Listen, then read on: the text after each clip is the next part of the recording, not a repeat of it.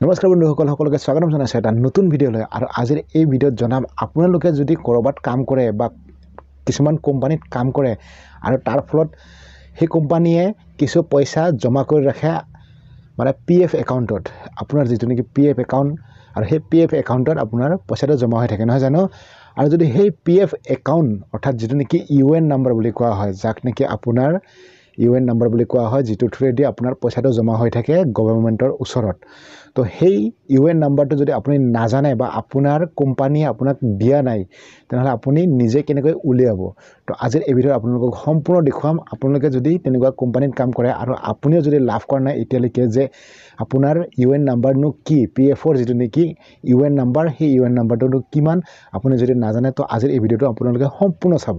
তো এই ভিডিঅ'ত আপোনালোকক সম্পূৰ্ণ প্ৰচেছ দেখুৱাম যে কেনেকৈ আপোনালোকে মেম্বাৰ ID, যিখন নেকি আপোনাৰ আই কাৰ্ড এখন দিয়ে কোম্পানীয়ে, সেই আই কাৰ্ডত যিটো নেকি ID নতুবা আপোনাৰ যদি আধাৰ কাৰ্ড আছে, আধাৰ কাৰ্ডৰ থ্ৰুৱেদি আপোনালোকে উলিয়াব পাৰিব আপোনালোকৰ UN নাম্বাৰটো। তো আপোনালোকে ভিডিঅ'টো সম্পূৰ্ণ চাব, আপোনালোকে কেনেকৈ উলিয়াব লাগিব সম্পূৰ্ণ এই ভিডিঅ'ত মই দেখুৱাম আপোনালোকক। তো বলক আমি মোবাইল স্ক্ৰীনত গৈ দেখুৱাই আছোঁ।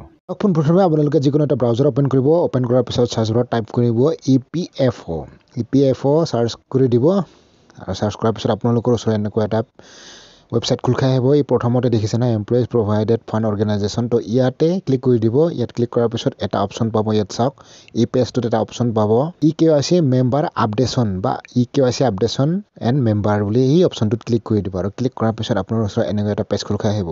তো এই পপআপটো গুচাবৰ কাৰণে অ'কে নতুবা ক্ৰছ চিনত ক্লিক কৰি দিব, গুচি যাব। তাৰপিছত এতিয়া চাওক ইয়াত আপোনালোকে যদি সেই UN নাম্বাৰ আছে, পাছৱৰ্ড আছে, আপোনালোকে চাব পাৰে টাইপ কৰি। কিন্তু যিহেতু আমি নতুন UN নাম্বাৰ বিচাৰিহে উলিয়াম, সেইটোকে তলত এটা অপশ্যন পাব এক্টিভ UN আৰু নাও ইয়ৰ UN। তো ছেকেণ্ড অপশ্যনটোত আপোনালোকে ক্লিক কৰিব লাগিব নতুন UN নাম্বাৰ বিচাৰিবৰ কাৰণে। তো ইয়াত ক্লিক কৰি দিলোঁ মই।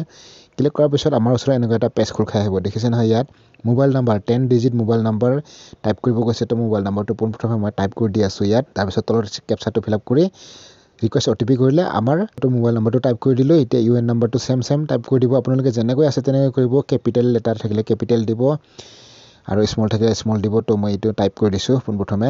টাইপ কৰি দিলোঁ। এতিয়া ৰিকুৱেষ্ট OTPত ক্লিক কৰি দিম।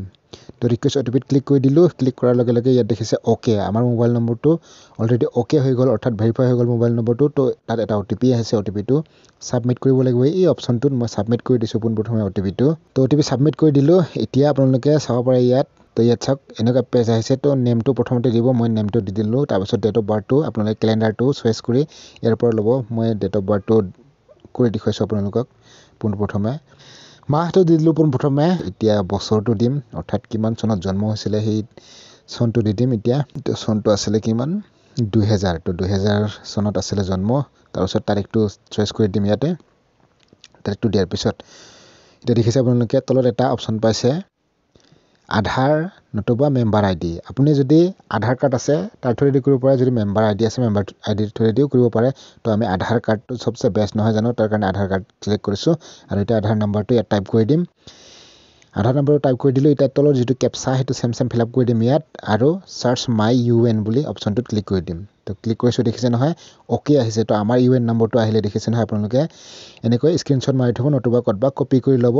আৰু আপোনালোকে এনেধৰণে সহজতে যদি UN নাম্বাৰ নাজানে তো এনেধৰণে উলিয়াব। আশা কৰিছোঁ বন্ধুসকল আপোনালোকে নিশ্চয় ভিডিঅ'টো চাই বুজি পালে নহয় জানো, আৰু সহজে উলিয়াব পাৰি কেনেকৈ সেই বিষয়ে আপোনালোকে নিশ্চয় জানিলে। আৰু আপোনাৰ যিটো নেকি প্ৰব্লেম সেইটো চল্ভ হ'ল নিশ্চয় নহয় জানো। তো যদিহে ভাল লাগিল ভিডিঅ'টো চাই তেনেহ'লে লাইক কৰিব, আৰু যদি চেনেলটো কৰা নাই ছাবস্ক্ৰাইব কৰি দিব। তো এটা নতুন টপিকৰ সৈতে পুনৰ লগ পাম। জয় আই অসম।